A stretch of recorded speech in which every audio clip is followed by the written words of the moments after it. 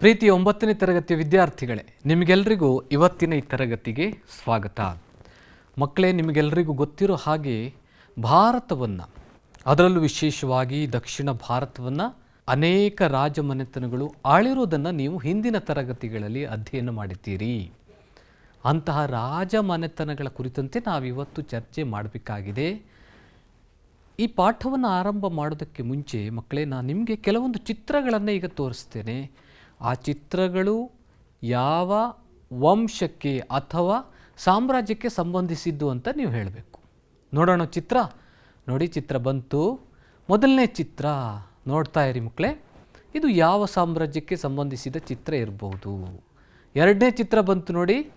ಇದು ಯಾವ ಸಾಮ್ರಾಜ್ಯಕ್ಕೆ ಸಂಬಂಧಿಸಿದ ಲಾಂಛನ ಇರಬಹುದು.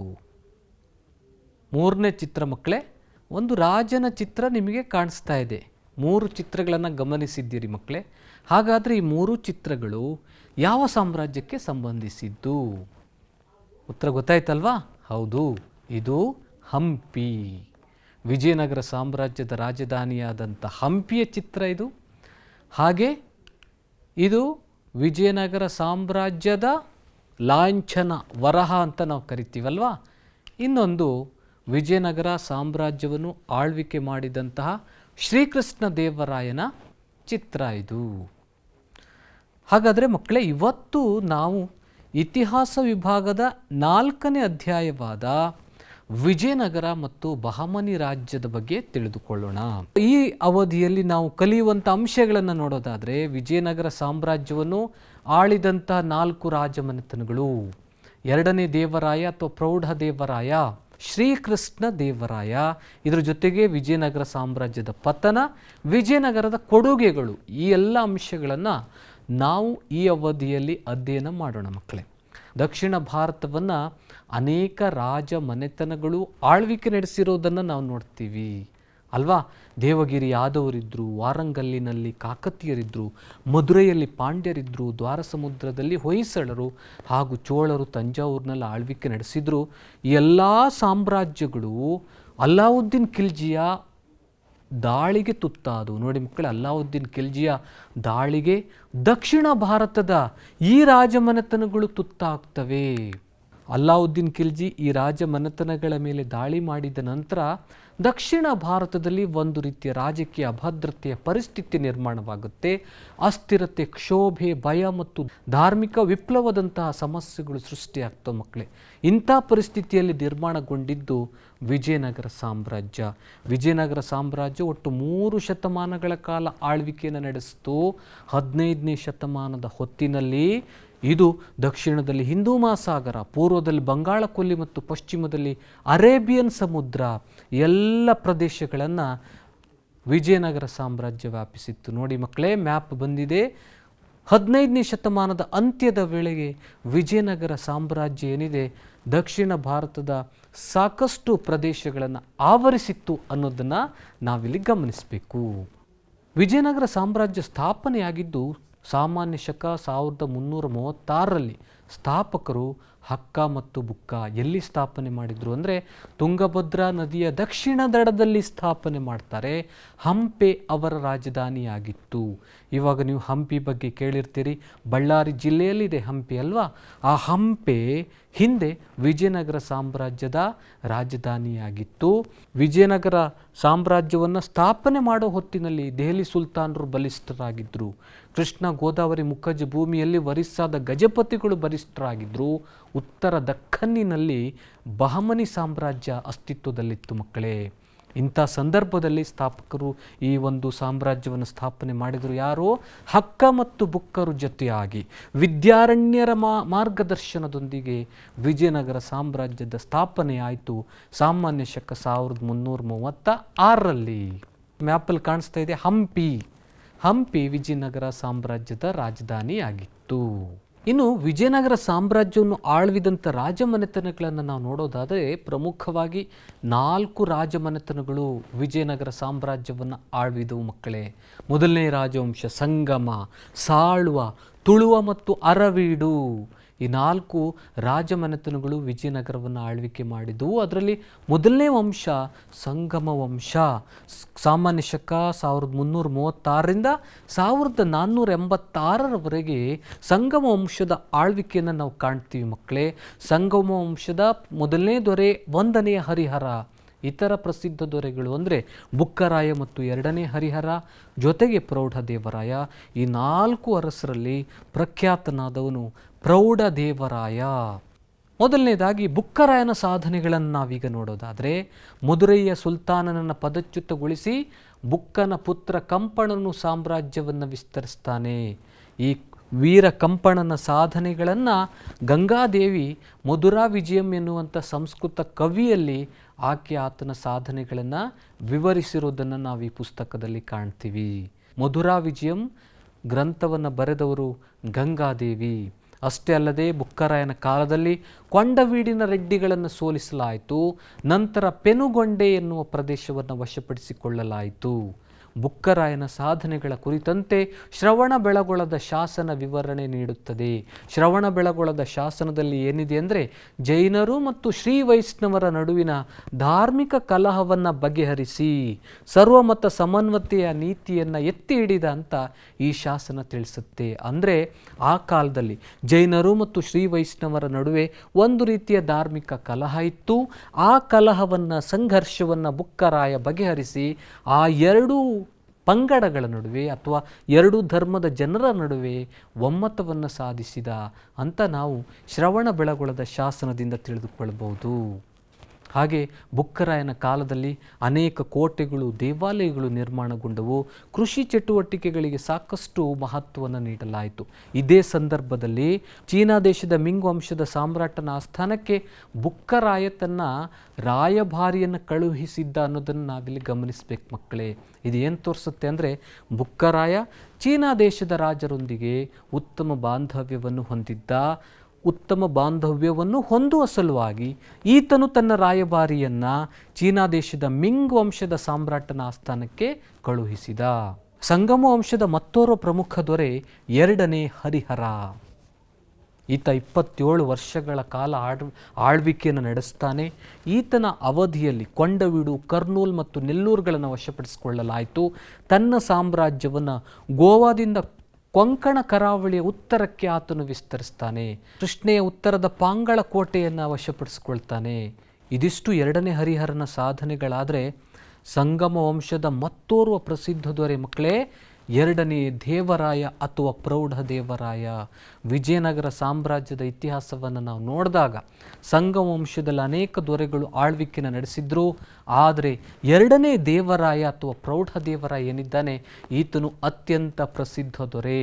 1424ರಿಂದ 1446ರವರೆಗೆ ಸುಮಾರು 22 ವರ್ಷಗಳ ಕಾಲ ಆಳ್ವಿಕೆಯನ್ನು ನಡೆಸ್ತಾನೆ. ಈತನ ಮತ್ತೊಂದು ಹೆಸರು ಪ್ರತಾಪರುದ್ರ. ನಾನಾಗಲೇ ಹೇಳ್ದಂಗೆ ಈತನು ಸಂಗಮ ವಂಶದ ಶ್ರೇಷ್ಠ ದೊರೆ. ಈತನಿಗೆ ಒಂದು ಬಿರುದಿತ್ತು. ಆ ಬಿರುದೇನೆಂದರೆ ಗಜಬೇಂಟೆಕಾರ. ಈತನು ಧೈರ್ಯ ಸಾಹಸಗಳಿಗೆ ಹೆಸರುವಾಸಿಯಾಗಿದ್ದವನು. ಹೀಗಾಗಿ ಈತನನ್ನು ಗಜಬೇಂಟೆಕಾರ ಅಂತ ಕೂಡ ಕರೀತಾರೆ. ಅಧಿಕಾರಕ್ಕೆ ಬಂದಾಗ ಒರಿಸ್ಸಾದ ಗಜಪತಿಯಾದಂಥ ಕಪಿಲೇಂದ್ರನನ್ನು ಸೋಲಿಸ್ತಾನೆ. ಆ ಮೂಲಕ ಈತನು ಕೊಂಡವೀಡನ್ನು ವಶಪಡಿಸ್ಕೊಳ್ತಾನೆ. ದಕ್ಷಿಣ ಪಥದ ಚಕ್ರವರ್ತಿ ಎನ್ನುವ ಬಿರುದೂ ಕೂಡ ಈತನಿಗಿತ್ತು.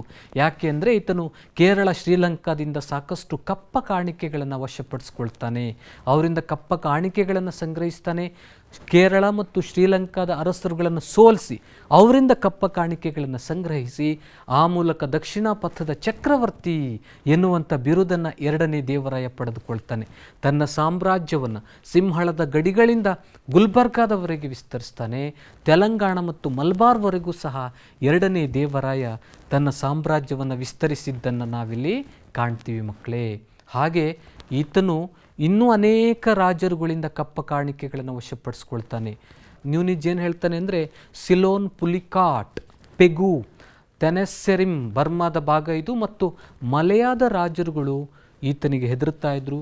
ಹೀಗಾಗಿ ಅವರು ಕಪ್ಪ ಕಾಣಿಕೆಗಳನ್ನು ನೀಡ್ತಾ ಇದ್ರು ಅಂತ ಈತನ ಆಸ್ಥಾನಕ್ಕೆ ಭೇಟಿ ನೀಡಿದ್ದಂತಹ ನ್ಯೂನಿಜ್ ಎನ್ನುವಂತಹ ಪ್ರವಾಸಿ ಎಲ್ಲ ವಿವರಣೆಯನ್ನು ನಮಗೆ ಕೊಡ್ತಾನೆ.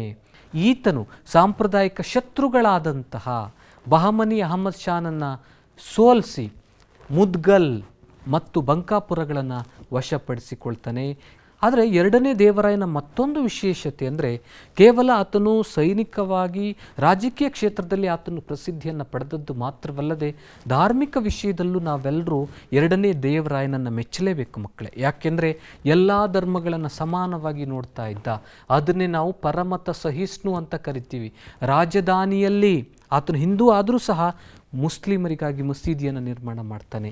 ಜೈನ ಮತ್ತು ವೈಷ್ಣವ ದೇವಾಲಯಗಳನ್ನು ಕಟ್ತಾನೆ. ಈ ಮೂಲಕ ನಾವೇನು ತಿಳ್ಕೊಬೋದು ಅಂದರೆ ಈತನು ಪರಮತ ಸಹಿಷ್ಣು ಅನ್ನೋದನ್ನು ನಾವಿಲ್ಲಿ ಗಮನಿಸ್ಬೋದು. ರಾಜಕೀಯ ಕ್ಷೇತ್ರದಲ್ಲೂ ಆತ ಸಾಕಷ್ಟು ಸಾಧನೆ ಮಾಡ್ತಾನೆ. ಧಾರ್ಮಿಕ ಸಹಿಷ್ಣುತೆಯ ನೀತಿಯನ್ನು ಅನುಸರಿಸಿದ ಜೊತೆಗೆ ಆತ ಕವಿ ಕೂಡ ಆಗಿದ್ದ, ಸ್ವತಃ ಕವಿ ಕೂಡ ಆಗಿದ್ದ. ತನ್ನ ಆಸ್ಥಾನದಲ್ಲಿ ಸಂಸ್ಕೃತ ಕವಿಯಾದಂಥ ಡಿಂಡಿಮ ಮತ್ತು ಕನ್ನಡದ ಕವಿಯಾದಂಥ ಲಕ್ಕಣ್ಣ ದಂಡೇಶ ಕವಿಗಳಿಗೆ ಆಶ್ರಯವನ್ನು ನೀಡ್ತಾನೆ. ವೀರಶೈವ ಸಂಪ್ರದಾಯಕ್ಕೆ ಹೆಚ್ಚಿನ ಮಹತ್ವವನ್ನು ಕೊಡ್ತಾನೆ. ಜೊತೆಗೆ ಸಾಹಿತ್ಯದ ಪುನರುಜ್ಜೀವನಕ್ಕೆ ಎರಡನೇ ದೇವರಾಯ ಅಥವಾ ಪ್ರೌಢ ದೇವರಾಯ ಕಾಣಿಕೆಯನ್ನು ಕೊಟ್ಟ. ಹೀಗಾಗಿ ಮಕ್ಕಳೇ ನಾವಿಲ್ಲಿ ಗಮನಿಸಬೇಕು, ಸಂಗಮ ವಂಶದ ಶ್ರೇಷ್ಠ ದೊರೆ ಎರಡನೇ ದೇವರಾಯ ಅಲ್ವಾ. ಸಂಗಮ, ಸಾಳ್ವ, ತುಳುವ ವಂಶ ನೆಕ್ಸ್ಟ್ ಬರುತ್ತೆ. ನೀವು ಇವುಗಳ ಬಗ್ಗೆ ಮುಂಬರುವ ತರಗತಿಗಳಲ್ಲಿ ಇನ್ನೂ ವಿಶೇಷವಾಗಿ ಅವುಗಳನ್ನು ಅಧ್ಯಯನ ಮಾಡ್ತೀರಿ. ನಾವು ಈಗ ನೋಡುವ ಮತ್ತೊಂದು ಮನೆತನ ಅದು ತುಳುವ ಮನೆತನ. ತುಳುವ ಮನೆತನ ಅಂದ ತಕ್ಷಣ ನಮಗೆ ನೆನಪಿಗೆ ಬರುವುದು ಕೃಷ್ಣದೇವರಾಯ. ಕೃಷ್ಣದೇವರಾಯನ ತಂದೆಯ ಹೆಸರು ನರಸನಾಯಕ, ತಾಯಿಯ ಹೆಸರು ನಾಗಲಾಂಬಿಕೆ. ಕೃಷ್ಣದೇವರಾಯ 1509ರಿಂದ 1529ರವರೆಗೆ ಆತನು ಆಳ್ವಿಕೆಯನ್ನು ನಡೆಸ್ತಾನೆ. ವಿಜಯನಗರ ಅರಸರಲ್ಲಿ ಅತ್ಯಂತ ಶ್ರೇಷ್ಠವಾದಂಥ ದೊರೆಯಾಗಿದ್ದ. ವಿಜಯನಗರ ಸಾಮ್ರಾಜ್ಯ ಏನಿದೆ ಕೃಷ್ಣದೇವರಾಯನ ಕಾಲದಲ್ಲಿ ಸಾಧನೆಗಳ ಪರಾಕಾಷ್ಠೆಯನ್ನು ತಲುಪಿತು ಮಕ್ಕಳೇ. ಸಾಕಷ್ಟು ಸಾಧನೆಗಳನ್ನು ಇವನು ಮಾಡ್ತಾನೆ. ಈತನು 20 ವರ್ಷಗಳ ಕಾಲ ಆಳ್ವಿಕೆಯನ್ನು ನಡೆಸ್ತಾನೆ. ಆ 20 ವರ್ಷಗಳ ಸಾಧನೆಗಳನ್ನ ನೋಡಿ ಅನೇಕ ಇತಿಹಾಸಕಾರರು ಇವನನ್ನು ಅಶೋಕ, ಮೌರ್ಯ ವಂಶದ ಅಶೋಕ, ಗುಪ್ತ ವಂಶದ ಸಮುದ್ರಗುಪ್ತ ಮತ್ತು ವರ್ಧನ ವಂಶದ ಹರ್ಷವರ್ಧನಿಗೆ ಹೋಲಿಸ್ತಾರೆ. ಜಗದ್ವಿಖ್ಯಾತರಾದಂತಹ 4 ಶ್ರೇಷ್ಠ ಅರಸರುಗಳ ಹೆಸರುಗಳಲ್ಲಿ ನಾವು ಶ್ರೀಕೃಷ್ಣ ದೇವರಾಯನ ಹೆಸರನ್ನು ಸೇರಿಸ್ಬೋದು ಮಕ್ಕಳೇ.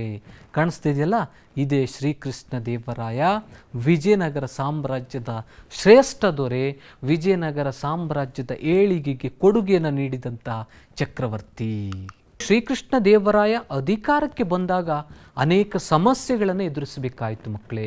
ಅಷ್ಟು ಸುಲಭವಾಗಿ ಇರಲಿಲ್ಲ ಆತನು. 1509ರಲ್ಲಿ ಅಧಿಕಾರಕ್ಕೆ ಬಂದಾಗ ಅನೇಕ ಸಮಸ್ಯೆಗಳನ್ನು ಎದುರಿಸಬೇಕಾಗಿತ್ತು. ಯಾಕೆಂದರೆ ಹೊಸ ಜಲಮಾರ್ಗಗಳ ಮೂಲಕ ಐರೋಪ್ಯರು ಅಥವಾ ಯುರೋಪಿನ ವ್ಯಾಪಾರಿಗಳು ಆಗಲೇ ಭಾರತಕ್ಕೆ ಬಂದಿದ್ದರು. 1498ರಲ್ಲೇ ಆಗಲೇ ಯುರೋಪಿಯನ್ರು ಭಾರತಕ್ಕೆ ಬಂದಿರೋದನ್ನು ನಾವು ನೋಡ್ತೀವಿ. ಬಹಮನಿ ರಾಜ್ಯದ 5 ಶಾಹಿ ರಾಜ್ಯಗಳು ಸುಲ್ತಾನರಾಗಿ ಹೊಸ ರೂಪವನ್ನು ಪಡೆದಿದ್ದರು. ಉಮ್ಮತ್ತೂರು ಮತ್ತು ಒರಿಸ್ಸಾದ ಅರಸರು ವಿಜಯನಗರದ ಮೇಲೆ ಹಗೆತನವನ್ನು ಸಾಧಿಸ್ತಾ ಇದ್ದರು. ಹೀಗಾಗಿ ಈ ಎಲ್ಲ ಸಮಸ್ಯೆಗಳನ್ನು ಕೃಷ್ಣದೇವರಾಯ ಎದುರಿಸಲೇಬೇಕಾಯಿತು ಮಕ್ಕಳೇ. 14 ಪ್ರಮುಖ ಯುದ್ಧಗಳನ್ನು ಆತ ಮಾಡಬೇಕಾಯಿತು. ಅಷ್ಟೇ ಅಲ್ಲದೆ ಆತನು ಬಹಮನಿ, ಬಿಜಾಪುರದ ಆದಿಲ್ ಶಾಹಿ, ಅಹಮದ್ ನಗರದ ನಿಜಾಮ್ ಶಾಹಿ, ಗೋಲ್ಕೊಂಡಾದ ಕುತುಬ್ ಶಾಹಿ, ಒರಿಸ್ಸಾದ ಗಜಪತಿ ಮತ್ತು ಪಾಳೆಗಾರರನ್ನು ಆತ ಸೋಲಿಸ್ತಾನೆ ಇಲ್ಲಿ. ಹಾಗೆ 1509ರಲ್ಲಿ ಯೂಸುಫ್ ಆದಿಲ್ ಶಾಹನು ಇತರ ಶಾಹಿ ಮನೆತನಗಳೊಂದಿಗೆ ಸೇರಿಕೊಂಡು ವಿಜಯನಗರದ ಮೇಲೆ ದಾಳಿ ಮಾಡ್ತಾನೆ. ಆ ಯುದ್ಧದಲ್ಲಿ ಸುಲ್ತಾನ ಆದಿಲ್ ಶಾಹಿ ಮರಣವನ್ನು ಹೊಂದಿದನು. ಹೀಗಾಗಿ ಕೃಷ್ಣದೇವರಾಯ ಯೂಸುಫ್ ಆದಿಲ್ ಶಾಹನ ವಿರುದ್ಧ ಜಯ ಸಾಧಿಸಿದ್ದನ್ನು ನಾವಿಲ್ಲಿ ಕಾಣ್ತೀವಿ ಮಕ್ಕಳೇ. ಕೃಷ್ಣದೇವರಾಯನನ್ನು ಯವನ ರಾಜ್ಯ ಪ್ರತಿಷ್ಠಾಪನಾಚಾರ್ಯ ಎಂದು ಕರೆಯುವರು. ಯಾಕೆಂದರೆ ಬಂಧನದಲ್ಲಿದ್ದಂತಹ ಮಹಮ್ಮದ್ ಶಾನನ್ನು ಬಿಡುಗಡೆಗೊಳಿಸಿ ಬಹಮನಿಯ ರಾಜನನ್ನಾಗಿಸ್ತಾನೆ. ಬಹಮನಿಯ ರಾಜನನ್ನಾಗಿ ಮಾಡ್ದ. ಹೀಗಾಗಿ ಕೃಷ್ಣದೇವರಾಯನನ್ನು ಯವನ ರಾಜ್ಯ ಪ್ರತಿಷ್ಠಾಪನಾಚಾರ್ಯ ಅಂತ ನಾವು ಕರಿತೀವಿ. ಹಾಗೆ ಒರಿಸ್ಸಾದ ಗಜಪತಿ ಪ್ರತಾಪರುದ್ರ ದೇವನನ್ನು ಸೋಲಿಸ್ತಾನೆ. ಆತನಿಗೆ ಸೇರಿದ್ದಂಥ ಕೊಂಡವೀಡು, ವಿಜಯವಾಡ ಮತ್ತು ಕೊಂಡಪಳ್ಳಿಗಳನ್ನು ವಶಪಡಿಸ್ಕೊಳ್ತಾನೆ. ಒರಿಸ್ಸಾದ ಗಜಪತಿ ಪ್ರತಾಪರುದ್ರ ದೇವ ಕೃಷ್ಣದೇವರಾಯನ ಮುಂದೆ ಸೋಲ್ತಾನೆ. ಸೋತ ನಂತರ ಶರಣಾಗ್ತಾನೆ. ಶರಣಾಗಿದ್ದಷ್ಟೇ ಅಲ್ಲದೆ ಗಜಪತಿ ಪ್ರತಾಪರುದ್ರ ದೇವ ತನ್ನ ಮಗಳನ್ನು ಕೃಷ್ಣದೇವರಾಯನಿಗೆ ವಿವಾಹ ಮಾಡಿಕೊಡ್ತಾನೆ. ಹೀಗೆ ಈ ಇಬ್ಬರು ಶತ್ರುಗಳೇನಾಗ್ತಾರೆ, ಮಿತ್ರರಾಗಿದ್ದನ್ನು ನಾವಿಲ್ಲಿ ಗಮನಿಸ್ತೀವಿ ಮಕ್ಕಳೇ. ಬಿಜಾಪುರದ ಇಸ್ಮಾಯಿಲ್ ಆದಿಲ್ ಶಾ ರಾಯಚೂರನ್ನು 1520ರಲ್ಲಿ ವಶಪಡಿಸ್ಕೊಳ್ತಾನೆ. ರಾಯಚೂರಿಗಾಗಿ ವಿಜಯನಗರ ಬಿಜಾಪುರ ಸುಲ್ತಾನರ ನಡುವೆ ಘೋರವಾದಂಥ ಯುದ್ಧ ನಡೆಯುತ್ತೆ. ಇದೇ ಯುದ್ಧದಲ್ಲಿ ಪೋರ್ಚುಗೀಸರು ವಿಜಯನಗರ ಸಾಮ್ರಾಜ್ಯಕ್ಕೆ ಸಹಾಯವನ್ನು ನೀಡಿದರು. ಹಿಂದೆ ಅಂದರೆ 1510ರಲ್ಲಿ ಪೋರ್ಚುಗೀಸರು ಗೋವಾವನ್ನು ವಶಪಡಿಸಿಕೊಳ್ಳುವಂಥ ಸಂದರ್ಭದಲ್ಲಿ ಕೃಷ್ಣದೇವರಾಯ ಅವರಿಗೆ ನೆರವನ್ನು ನೀಡ್ತಾನೆ. ಹೀಗೆ ಈ ಯುದ್ಧದಲ್ಲಿ ರಾಯಚೂರು ಕೃಷ್ಣದೇವರಾಯನ ವಶವಾಯಿತು. ಇದು ಕೃಷ್ಣದೇವರಾಯನ ಮತ್ತೊಂದು ಸೈನಿಕ ಸಾಧನೆ.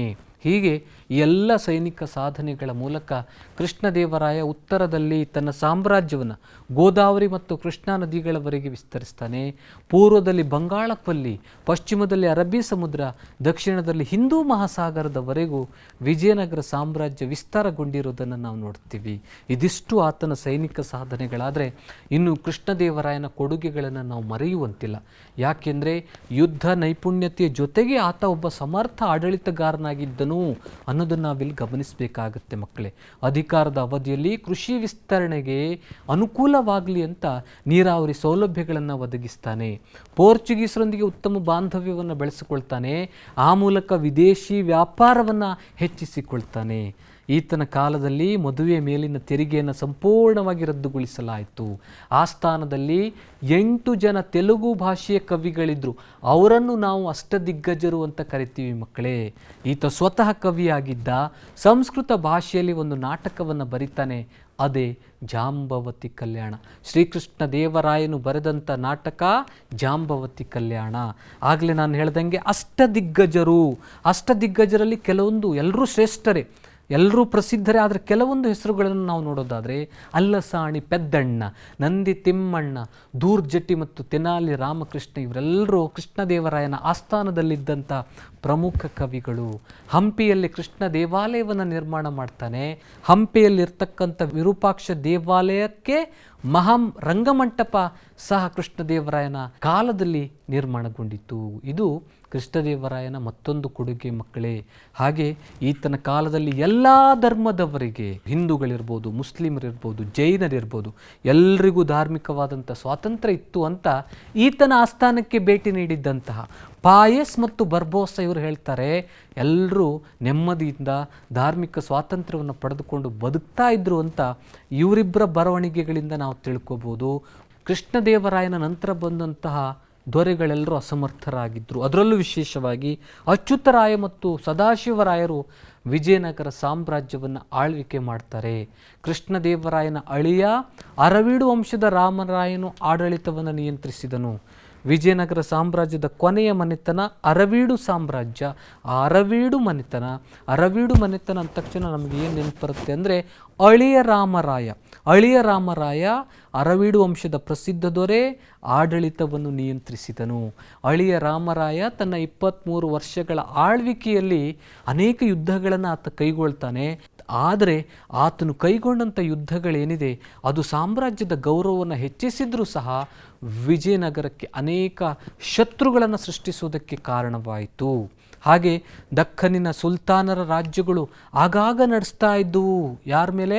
ವಿಜಯನಗರ ಸಾಮ್ರಾಜ್ಯದ ಅರಸರ ಮೇಲೆ ದಾಳಿಯನ್ನು ನಡೆಸ್ತಾ ಇದ್ದವು.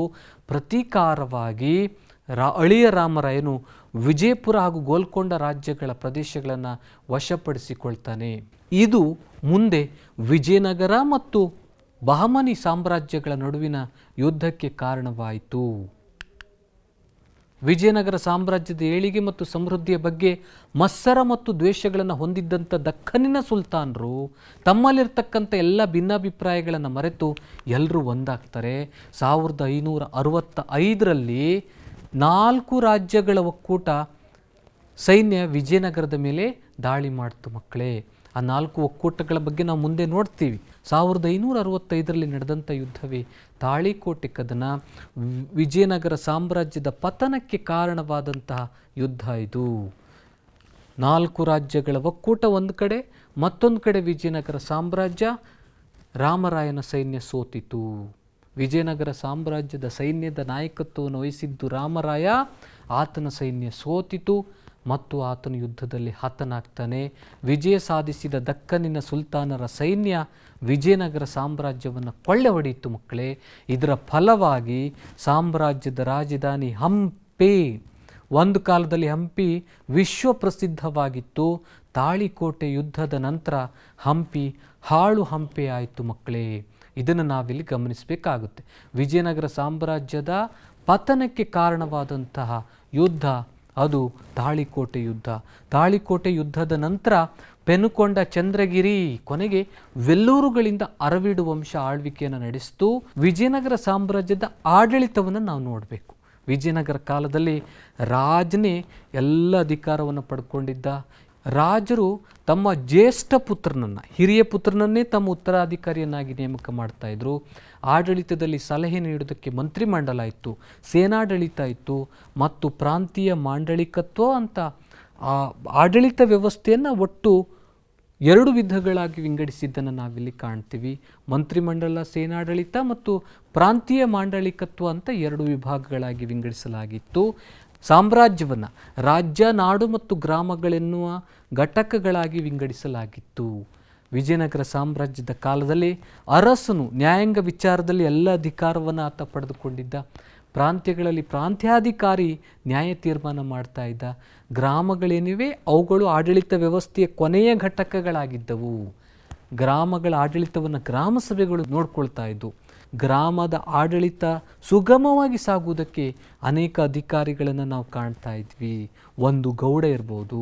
ಆ ಗ್ರಾಮದ ಆಡಳಿತ ಸುಗಮವಾಗಿ ಸಾಗುವುದಕ್ಕೆ ಅನೇಕ ಜನರು ಇಲ್ಲಿ ಸಹಾಯವನ್ನು ಮಾಡಿದ್ದನ್ನು ನಾವು ನೋಡ್ತೀವಿ. ಗೌಡ ಇರ್ಬೋದು, ಕರಣಂ ಅಥವಾ ಶಾನುಭೋಗ ಇರ್ಬೋದು, ತಳವಾರ ಮುಂತಾದವರು ವಿಜಯನಗರ ಸಾಮ್ರಾಜ್ಯದ ಕಾಲದಲ್ಲಿ ಆಡಳಿತಕ್ಕೆ ನೆರವನ್ನು ನೀಡ್ತಾ ಇದ್ರು. ಇನ್ನು ವಿಜಯನಗರ ಕಾಲದ ಸಾಮಾಜಿಕ ವ್ಯವಸ್ಥೆಯನ್ನು ನಾವು ನೋಡೋದಾದರೆ ಚಾತುರ್ವರ್ಣ ಪದ್ಧತಿ ಇತ್ತು. 4 ವರ್ಣಗಳು, ಬ್ರಾಹ್ಮಣ, ಕ್ಷತ್ರಿಯ, ವೈಶ್ಯ ಮತ್ತು ಶೂದ್ರ ಎನ್ನುವಂಥ 4 ವರ್ಣಗಳಲ್ಲಿತ್ತು. ಬಾಲ್ಯ ವಿವಾಹ ಪದ್ಧತಿ ಅಸ್ತಿತ್ವದಲ್ಲಿತ್ತು. ಸತಿ ಸಹಗಮನ ಮತ್ತು ದೇವದಾಸಿ ಪದ್ಧತಿಗಳು ಸಹ ರೂಢಿಯಲ್ಲಿದ್ದವು. ಇನ್ನು ಕುಶಲ ಕಲೆಗಾರರು, ಕಮ್ಮಾರರು, ಅಕ್ಕಸಾಲಿಗರು, ಕಂಚುಗಾರರು, ಬಡಗಿಗಳು, ನೇಕಾರರು, ಸಮಗಾರರು ಅಥವಾ ಚಮ್ಮಾರರು ವಿಜಯನಗರ ಅರಸರ ಕಾಲದಲ್ಲಿ ಅಧಿಕ ಸಂಖ್ಯೆಯಲ್ಲಿದ್ದರು. ಏಕಪತಿತ್ವ ರೂಢಿಯಲ್ಲಿತ್ತು. ಆದರೆ ದೊರೆಗಳು ಮತ್ತು ಶ್ರೀಮಂತರು ಅನೇಕ ಜನ ಹೆಂಡತಿಯರನ್ನು ಹೊಂದಿದ್ರು. ಅದನ್ನು ನಾವು ಬಹುಪತ್ನಿತ್ವ ಅಂತ ಕರಿತೀವಿ. ಹಾಗೆ ಸ್ತ್ರೀ ಜಟ್ಟಿಗಳು ಅಥವಾ ಕುಸ್ತಿಪಟುಗಳು ಅರಮನೆ ಕಾವಲುಗಾರ್ತಿಯರಿದ್ದರು. ಮೈಸೂರು ದಸರಾವನ್ನು ನೋಡ್ತೀವಿ ಮಕ್ಕಳೇ ಅಲ್ವಾ. ಆ ಮೈಸೂರು ದಸರಾ ಏನಿದೆ ಪ್ರಪ್ರಥಮ ಬಾರಿಗೆ ವಿಜಯನಗರ ಅರಸರ ಕಾಲದಲ್ಲಿ ಆರಂಭವಾಯಿತು. ದಸರಾ ಹಬ್ಬ ಹಂಪಿಯಲ್ಲಿ ಒಂದು ಕಾಲದಲ್ಲಿ ರಾಜಾಶ್ರಯದಲ್ಲಿ ವೈಭವದಿಂದ ನಡೀತಾ ಇತ್ತು. ಮೈಸೂರು ಒಡೆಯರ ಕಾಲದಲ್ಲೂ ಅದನ್ನು ಆರಂಭಿಸಲಾಯಿತು. ಹೋಳಿ, ದೀಪಾವಳಿ, ದಸರಾ ಹಬ್ಬಗಳನ್ನು ಎಲ್ಲರೂ ಸಂಭ್ರಮದಿಂದ ಸಾರ್ವಜನಿಕವಾಗಿ ಆಚರಿಸ್ತಾ ಇದ್ದರು.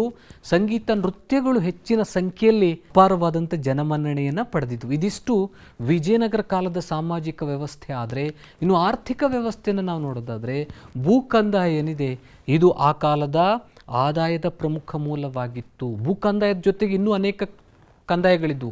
ವೃತ್ತಿ ತೆರಿಗೆ, ಮನೆ ಕಂದಾಯ, ದಾರಿ ಸುಂಕ, ಸಂತೆ ಸುಂಕ, ವಾಣಿಜ್ಯ ತೆರಿಗೆ, ಆಮದು ಮತ್ತು ರಫ್ತು ತೆರಿಗೆಗಳು, ಸಾಮಂತರಿಂದ ಬಂದಂಥ ಕಪ್ಪ ಕಾಣಿಕೆಗಳೆಲ್ಲವೂ ವಿಜಯನಗರ ಕಾಲದ ಆದಾಯದ ಮೂಲವಾಗಿತ್ತು.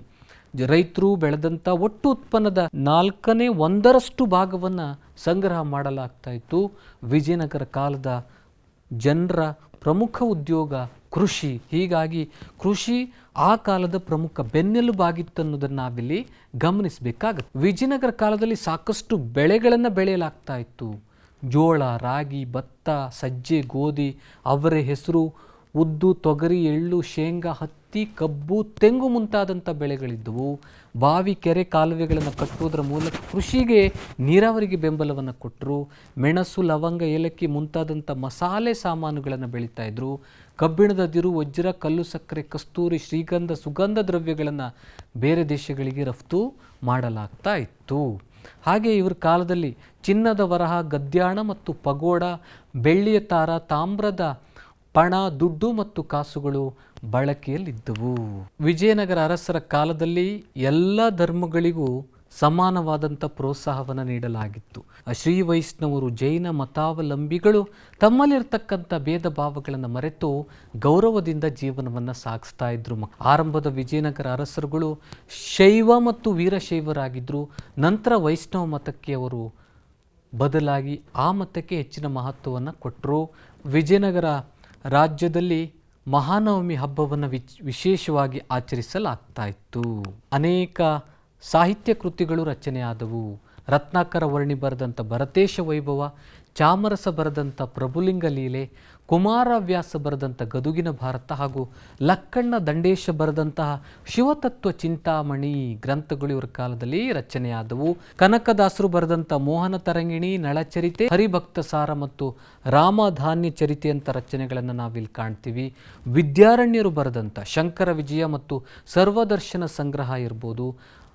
ಅಷ್ಟದಿಗ್ಗಜರಲ್ಲಿ ಪ್ರಮುಖರಾದಂಥ ಅಲಸಾನಿ ಪೆದ್ದಣ್ಣ ಬರೆದಂಥ ಮನುಚರಿತಮು, ತಿಮ್ಮಣ್ಣ ಕವಿಯ ಪಾರಿಜಾತ ಅಪಹರಣಂ, ತೆನಾಲಿ ರಾಮಕೃಷ್ಣನ ಉಭಟರಾಧ್ಯ ಚರಿತಂ ಹಾಗೂ ತಮಿಳು ಕವಿಗಳಾದಂಥ ಪರಂ ಜ್ಯೋತಿಯರ್, ವೀರ ರಾಘವರ್, ಮಂಡಲ ಪುರುಷ, ಜ್ಞಾನಪ್ರಕಾಶ, ಹರಿಹರ ಇವರೆಲ್ಲರೂ ಸಹ ಕೃಷ್ಣದೇವರಾಯನ ಆಸ್ಥಾನದಲ್ಲಿ ಇದ್ದರು. ಕಲೆ ಮತ್ತು ವಾಸ್ತುಶಿಲ್ಪಕ್ಕೆ ಸಾಕಷ್ಟು ಬೆಂಬಲವನ್ನು ನೀಡಲಾಗಿತ್ತು. ಅವರು ಚಾಲುಕ್ಯ, ಚೋಳ ಮತ್ತು ಹೊಯ್ಸಳರ ವಾಸ್ತುಶಿಲ್ಪಿಯ ಮಾದರಿಗಳನ್ನು ಅನುಸರಿಸಿದ್ರು, ಅದನ್ನು ಮುಂದುವರಿಸಿಕೊಂಡು ಹೋಗ್ತಾರೆ. ಹಲವಾರು ಕಂಬಗಳ ಸಾಲುಗಳಿಂದ ಕೂಡಿದ ವಿಶಾಲ ಸಭಾಮಂಟಪ ಅಥವಾ ಕಲ್ಯಾಣ ಮಂಟಪ ವಿಜಯನಗರ ಅರಸರ ಕಲೆ ಮತ್ತು ವಾಸ್ತುಶಿಲ್ಪದ ಪ್ರಮುಖ ಲಕ್ಷಣವಾಗಿತ್ತು. ದೇವಾಲಯಗಳು ಎತ್ತರವಾದಂಥ ಗೋಪುರಗಳನ್ನು ಹೊಂದಿವೆ. ಅವುಗಳನ್ನು ನಾವು ರಾಯಗೋಪುರ ಅಂತ ಕರಿತೀವಿ. ಜೊತೆಗೆ ಪತ್ರಾಕೃತಿಯ ಕಮಾನುಗಳನ್ನು ಮತ್ತು ಮಂಟಪಗಳನ್ನು ಹೊಂದಿರುವುದನ್ನು ನಾವು ಕಾಣ್ತೀವಿ. ಇವರ ಕಲೆಯಲ್ಲಿ ಅಲಂಕಾರಕ್ಕಿಂತ ಭವ್ಯತೆ, ರುದ್ರತೆ ಮತ್ತು ಗಾಂಭೀರ್ಯದ ಭಾವನೆಗಳಿಗೆ ಹೆಚ್ಚು ಮಹತ್ವವನ್ನು ನೀಡಿದ್ರು. ಪ್ರಮುಖ ದೇವಾಲಯಗಳನ್ನು ನಾವು ನೋಡೋದಾದರೆ ಹಂಪಿ, ಶೃಂಗೇರಿ, ತಿರುಪತಿ, ಕಂಚಿ, ಲೇಪಾಕ್ಷಿ, ಕಾರ್ಕಳ, ಮೂಡುಬಿದ್ರಿ, ಭಟ್ಕಳ, ಚಿದಂಬರಂ, ಕಾಳಹಸ್ತಿ, ನಂದಿ, ಶ್ರೀಹೈಲ, ಕೋಲಾರದಲ್ಲಿ ಅನೇಕ ದೇವಾಲಯಗಳನ್ನು ಕಟ್ಟಿದರು. ಶೃಂಗೇರಿ ವಿದ್ಯಾಶಂಕರ ದೇವಾಲಯವು ವಿಜಯನಗರ ಕಾಲದ ಆರಂಭದ ದೇವಾಲಯಗಳಲ್ಲಿ ಅತ್ಯಂತ ಪ್ರಮುಖವಾದದ್ದು. ಮತ್ತೊಂದು ಹಂಪಿಯ ವಿರೂಪಾಕ್ಷ ದೇವಾಲಯ, ಅತ್ಯಂತ ಪ್ರಾಚೀನ ದೇವಾಲಯ ಇದು.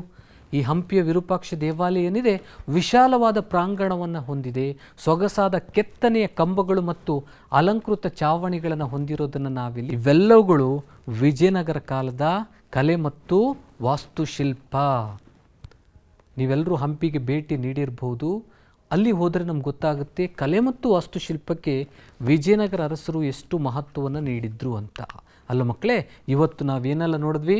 ವಿಜಯನಗರ ಸಾಮ್ರಾಜ್ಯವನ್ನು ಆಳಿದ 4 ರಾಜಮನೆತನಗಳು, 2ನೇ ದೇವರಾಯ ಅಥವಾ ಪ್ರೌಢದೇವರಾಯನ ಸಾಧನೆಗಳನ್ನು ನೋಡಿದ್ವಿ, ಕೃಷ್ಣದೇವರಾಯನ ಸಾಧನೆಗಳನ್ನು, ವಿಜಯನಗರ ಸಾಮ್ರಾಜ್ಯದ ಪತನವನ್ನು ನೋಡಿದ್ವಿ, ಹಾಗೂ ವಿಜಯನಗರದ ಕೊಡುಗೆಗಳನ್ನು ನಾವು ಚರ್ಚೆ ಮಾಡಿದ್ವಿ ಮಕ್ಕಳೇ. ಇವುಗಳಿಗೆ ಸಂಬಂಧಪಟ್ಟಂತಹ ಕೆಲವೊಂದು ಪ್ರಶ್ನೆಗಳನ್ನು ಈಗ ನೋಡೋಣ ಬನ್ನಿ.